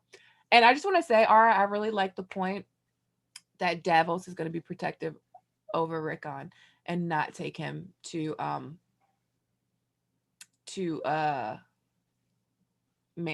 Manderley or anybody. I really like honestly, that just made me sad because then I just thought of Shireen. I'm like, oh my God, the one kid he needed to protect. I'm like, sorry. It's a great point though that he will be protective, because that is very much his MO up to this point. He's there for the kids. He's a dad. He's got what, 5 of his own kids, like, or is it 7? I can't remember. I think 7. 7, because there's the 2 little ones back home with Maria. That's right. Myra. What's her name? Help. Maria.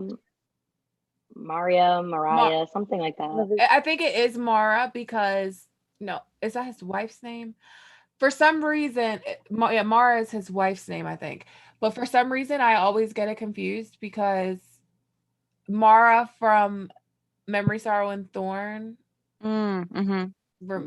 I always get that mixed up. Gotcha.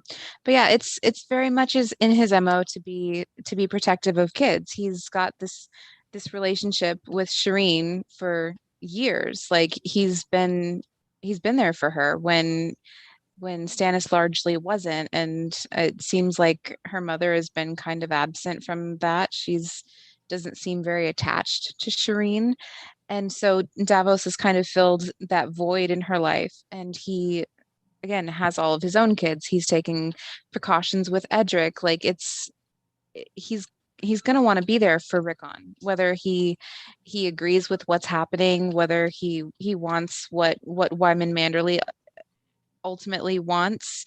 Even if he doesn't feel like he's in immediate physical danger, I agree with Ara that he won't want to let Wyman Manderley use him as a pawn, and that he would try to protect him from that. And I really love that idea.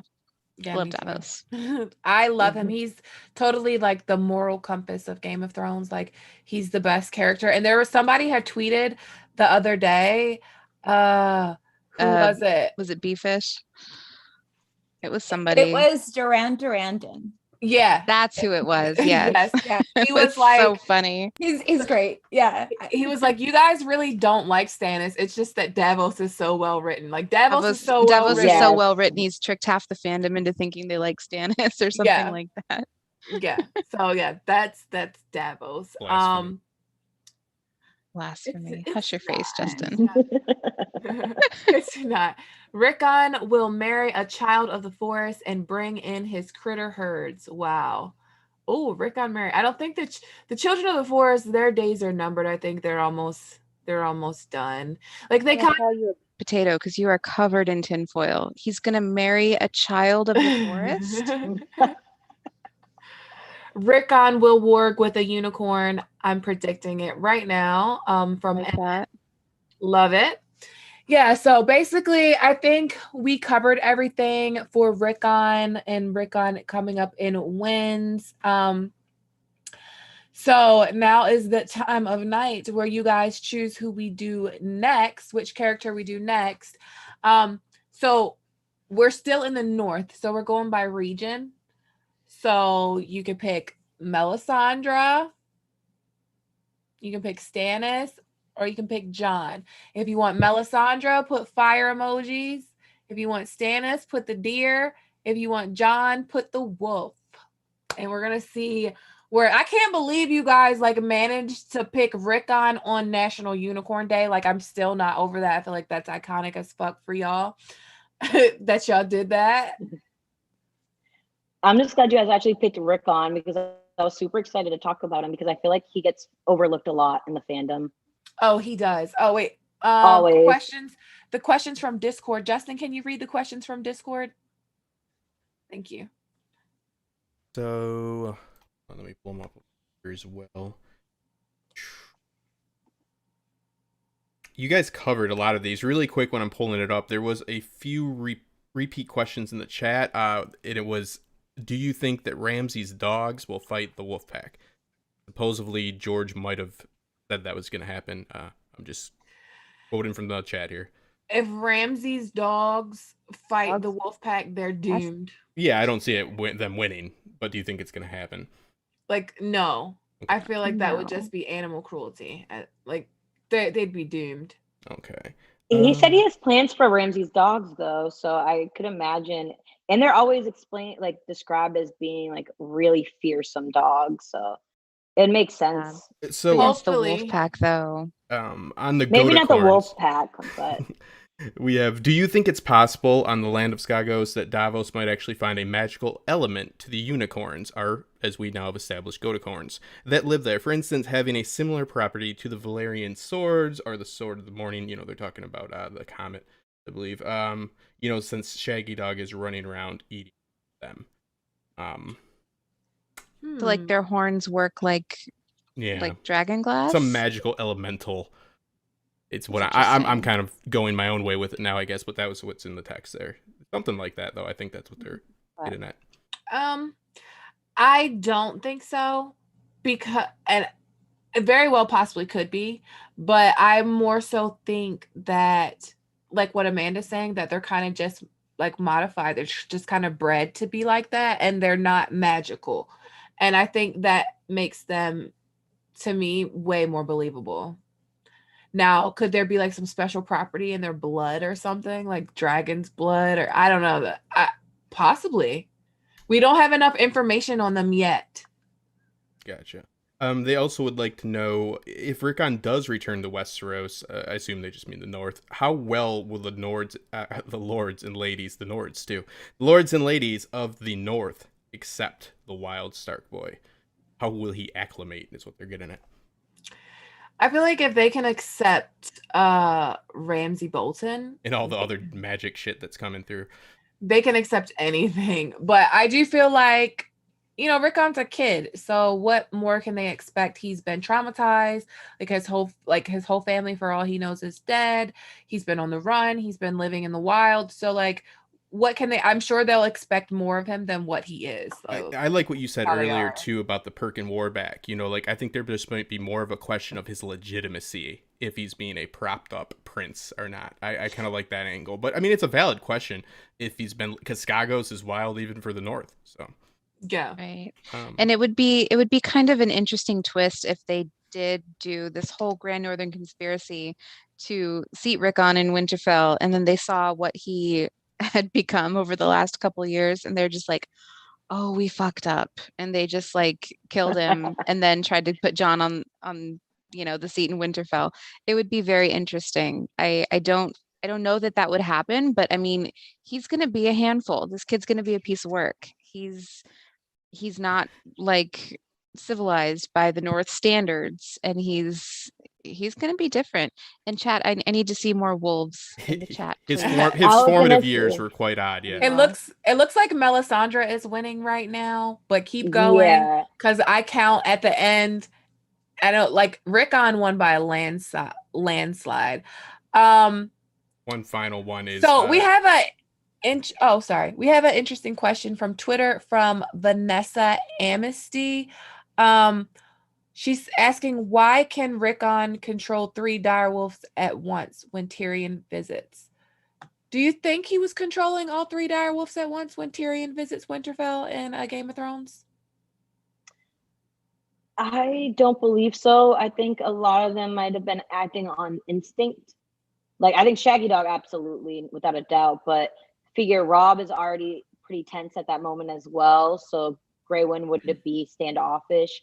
Bran, I think, kind of like, maybe he doesn't know to be standoffish, but maybe that underline. I think Tyrion's going to be a villain by the end of this, but and we do at least know at that point that he was going to be much worse than, like, at that point he was going to try to like kill that was Jaime. But he was going to be like worse than what he is. Yeah, I think the wolves were more feeling the tension in the room, and I think Rickon probably was warging, because that would be the normal childish reaction to being afraid, would be going somewhere where you feel less afraid, maybe even powerful, and that's probably how he feels when he's in Shaggy. And I think the other wolves were picking up on those vibes and the general vibe around the room, that everybody was very uncomfortable. Even though Bran wasn't outwardly as as not hostile, because Robb wasn't hostile. He was cold, and he was, he was curt, I guess is a good word for what he was, how he was acting. And Bran was standoffish as well, maybe not to the degree that Robb was, but he was not at ease in this room. He was very tense. Yeah. And I think everyone was, because, I mean, just the fact that there was a Lannister there, and there was all of this grumbling about the Lannisters before he arrived. And I think that the wolves were just kind of emotionally mirroring what their people were feeling. Yeah, I agree with that. Justin, we have one more question, you said? Yeah, you have one more about the origins of how exactly did Manderly send Rickon and Asha to Skagos. I still wonder how Wex, as a mute, was able to tell they were in Skagos. I never thought about that. They could have taken a boat out of White Harbor. I wanted to ask you guys the same thing. Oh, yeah, I was saying they more than likely took a boat out of White Harbor because it's a popular port. So with him kind of being the lord of that area, I think he would kind of know if a wildling, a little child, and a big old wolf are walking around. That's really, really hard to miss. So I'm pretty sure whatever boat they got on, someone kind of brought it up, and maybe in passing, and rumors spread, and he, I think, put 2 and 2 together. They consider that conversation worthy. Yeah. See, we have a chicken and egg situation here, though, because if Wex is the one that told Manderly where they were, Manderly wouldn't have been the one to send them. So who sent them then? Like, that's in my notes. Who sent them to Skagos? Like, how did they? And my first thought was Lewin, but I don't think that they. Maybe Osha chose to go there on her own. Right, like we talked about, an island would make her feel safe. But maybe somebody is sending dreams to Rickon. Blood Raven. It's always Blood Raven. Always Blood Raven. I told you guys. We do have a final one here. I'm just going to do it verbatim. As Skagos is an island and the people are first men, what are thoughts of the connection with the Children of the Forest? We see it with Dragonstone, Dragonglass, the Isle of Faces, Main Heart Tree, Iron Island, Nega's Bones. Will we see in Skagos some new things of the children? That's the final one. I think we're probably going to get some really nice weirwood groves. Oh. Kind of like the Haunted Forest, like how they have that big one. I think we're definitely going to get some of that. At least, and probably something we didn't think of. Yeah. And it says that they make weird blood sacrifices to the trees, so we know there's weirwood trees there. And they'd probably that would be so cool, Aura. They'd probably be undisturbed. Oh, I know. Probably massive. Yeah. So I'm gonna just pop in. I was actually thinking about all the things that they might be able to find over in Skagos. And I want to see some runes on rocks. They have said that all the first men left us were runes on rocks, right? The maesters say that, and that's where the history is, right? We haven't seen any history, any first men history, any runes on rocks, but the Stoneborn are actually called the Skagosi, like Skagos for stone. And we know that they have a large admixture of large amount of first men blood, and they're almost like a time capsule over there. So I want to see runes on rocks. I want to hear about all of these different maybe traditions that they have, or stories that they have, or different artifacts that they might possess. And because they do worship the old gods, they might, you know how they say that the North remembers, but as you have mentioned in one of your videos, Gray, the North kind of forgot a lot. Yeah. The Skagosi might have retained some really important information that might be helpful to us readers and might be helpful to the characters as well, because they are kind of untouched. So we might be able to get artifacts, histories, runes that need to be interpreted, all different kinds of really interesting things. This could be like Euron coming back with his Valyrian steel armor and the dragon binder horn and all these other different crazy things. We might be able to find all these crazy things that might be helpful for our characters on Skagos, which is completely untouched and first men time capsule. Yeah. So feels like a Disputed Lands video coming, and I think that would be. Oh, come on, Amanda. This feels like a Disputed Lands video.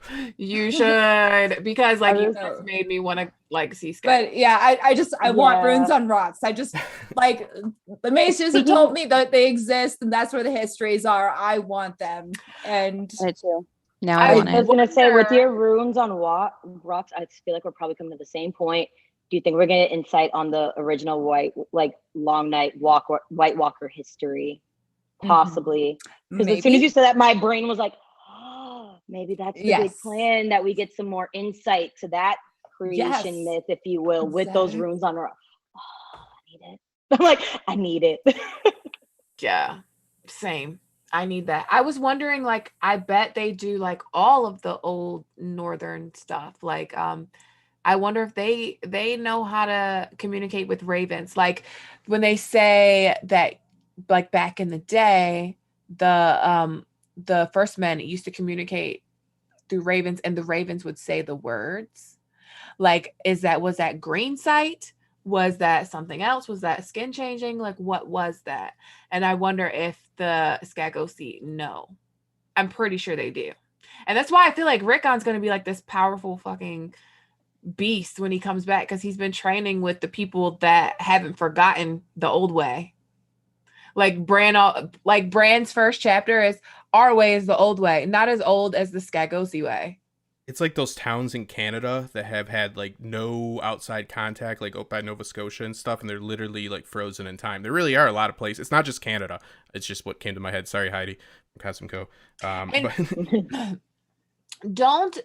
Isn't there a preview chapter of Wind? I feel like it's Ariane, where she sees cave, weirwood faces in caves. So I feel like we could also see something like that on Skagos, if there's caves on Skagos. There should be. I'm here for it. Rocks. The whole thing is rocks. This is making me excited. We need winds. We need winds. There was actually a comment in the chat by Chief Palpatine. I don't know if we want to go by Emperor or Supreme Chancellor, Senator Palpatine, whatever you prefer. Please let me know your title. But he was asking, do you think Winds of Winter will be brought in multiple volumes? I think George's wife had said something one time where she thought it was going to be more books than just 2 more. Like she thought it was going to be 2 more books. Like, so are you proposing like a dance feast situation with Winds? Is that what I'm you're ass- proposing, Sheev? I'm assuming so, because that's how I think it might end up happening, just because all the plot lines that we're going to be covering alone, I feel like the North itself could be just one book, if we're being honest. Once you incorporate like every other plot line, it's very possible it could be broken into 2 parts. Yeah, it's massive. It's a massive story to bring back together. When I was on so I did a video on Aziz, and we talked about Tyrion in the Winds of Winter. This is on the History of Westeros YouTube channel. And I was saying that I feel like Winds of Winter is going to be a book like everyone expects Dany to make it to Westeros in Winds of Winter. I don't. I feel like Winds of Winter is the bring them back, like get them all here. But I feel like the end of Winds will be Dany probably seeing the shoreline of Westeros or something. I think her last chapter will be traveling, and the very end of her last chapter will be arriving. Yeah, I think it'll be some kind of cliffhanger like that, because there's so many people that have to get to, like, there's so much that has to get done. Like there has to be this battle in Marine. Dany isn't even in Marine. She's with Drogo and about to do something to the calls, I believe. And then she has to get back from there to Marine, straighten things out in Marine. I don't know if Victarion's ships are enough. I doubt it. So she needs to still get more ships, which she might get from the Valentinese. And then she also it's like there's this theory that she's gonna go and kill, like she's gonna go slaughter Volantis, like she has like these other slave cities. So there's a lot that has to happen before she even gets to Westeros, and then Tyrion's likely gonna come with her.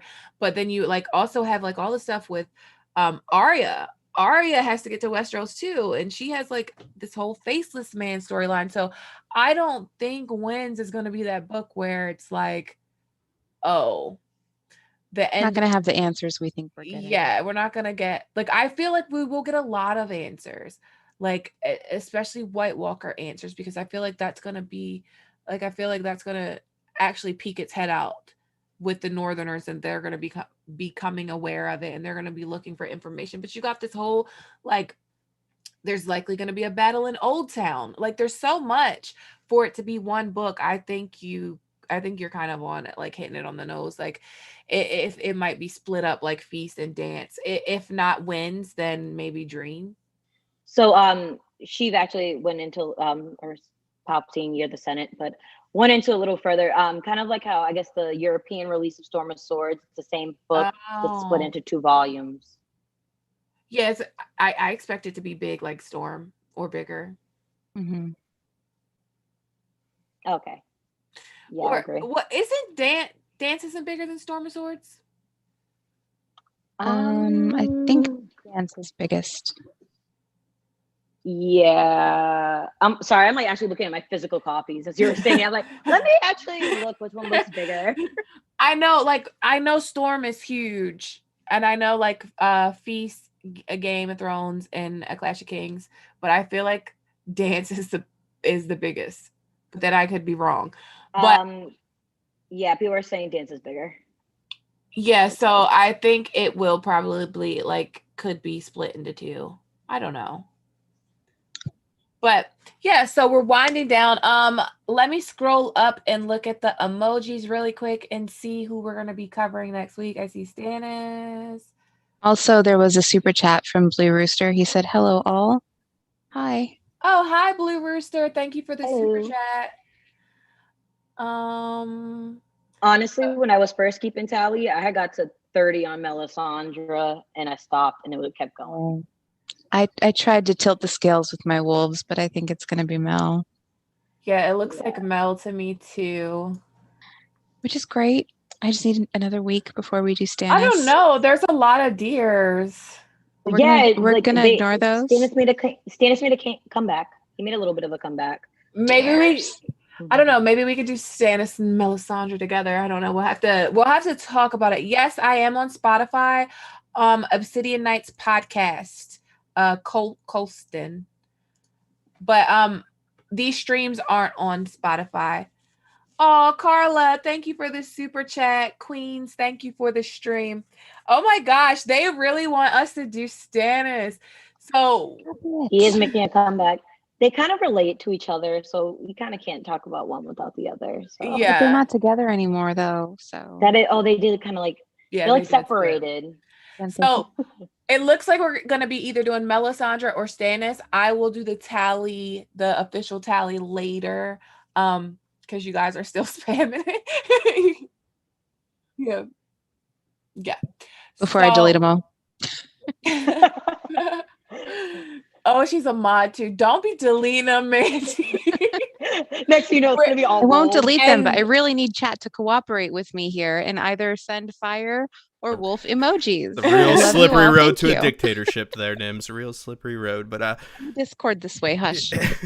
So I've got a question. Are we counting how many people are, just how many emojis there are? How does this, I want to know how this like works exactly. Well, I think even if they send 20, it still counts as one because it's one. Okay. Yeah, because I'm not gonna go back and count everything. I'll be here till tomorrow counting. I appreciate the enthusiasm of the 20 emojis, though. Yes. Love it. So that's it. We're gonna wrap it up. I want to thank the ladies for coming out and like really dropping Rickon tea. Thank you, Amanda, for coming. Thank you so much for coming. You were amazing. Amazing. Please check out her channel. If you don't listen to me, check out her channel. Reflective Rambling just sent us a super chat. Thank you for the super chat. Can we count a super chat as a +1 for host choice of deer, fire, or wolf? Yes, we will count it as a +1. Mandy, you can choose deer, fire, or wolf.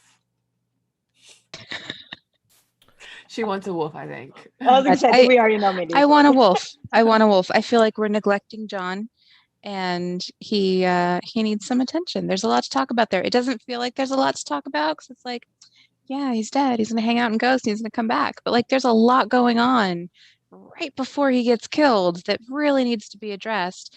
And I need a week before we get to Stannis. That's all I got. And I also wanted to say, so Edric Storm asked in the chat, are you doing Game of Thrones tonight, Gray? So on Twitch, I do the Game of Thrones Telltale game. I do like commentary on it and play it on Twitch. My Twitch is at This Gray Area. However, I will not be doing it tonight. I have so much stuff to do. I'm not going to be able to do it, but I will be doing it next week, likely on Tuesday.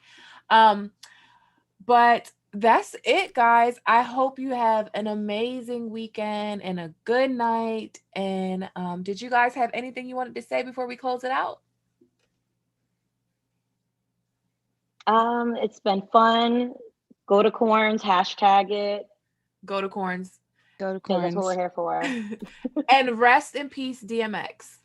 Rest in peace, DMX. Y'all gonna make me lose my mind up in here. All right. Thank you, ladies. Thank you, everybody, for stopping by. And let me know when you want me to start rolling you out, Gray. All right. You guys have a good weekend. A moment.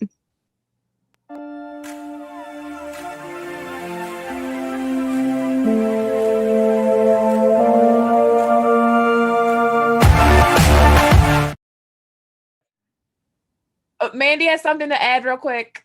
I'm sorry, I don't mean to be a pain, but we are starting the tourney in our Discord server, and we have a whole month of games and prizes planned. So I would love for you all to come join us and play.